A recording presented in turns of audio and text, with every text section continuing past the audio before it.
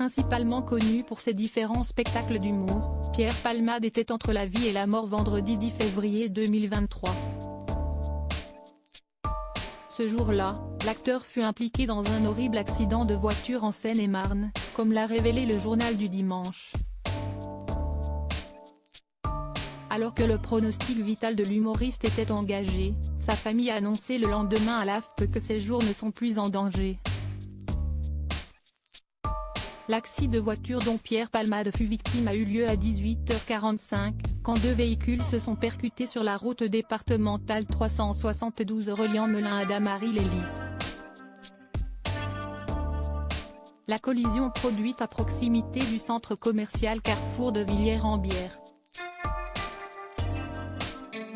Vivant dans le secteur, Pierre Palmade était aux commandes de l'un des véhicules impliqués dans cette collision. Une femme enceinte conduisait pour sa part la deuxième voiture, au sein de laquelle se trouvait également son enfant âgé de 6 ans. Après ce premier choc, une troisième voiture est venue percuter l'un des deux véhicules accidentés. Pierre Palmade fut transféré à l'hôpital Bicêtre, situé au Kremlin Bicêtre dans le Val-de-Marne.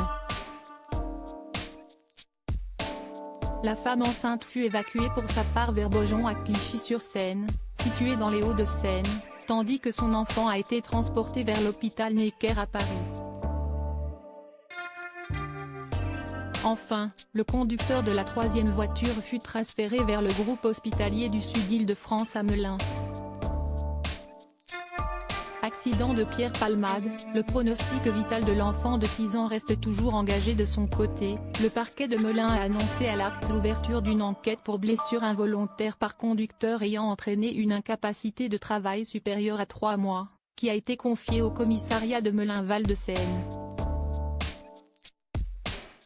Cependant, cette fameuse enquête a été requalifiée en homicide et blessure involontaire par conducteur ayant entraîné une incapacité totale de travail supérieure à 3 mois, à la suite d'un dramatique événement. En fait, le procureur de la République, Jean-Michel Bourle, a révélé que la femme enceinte impliquée dans cette collision a perdu le bébé qu'elle portait. Pour sa part, BFM TV a dévoilé que le pronostic vital de cette mère de famille n'était plus engagé, contrairement à celui de son enfant de 6 ans.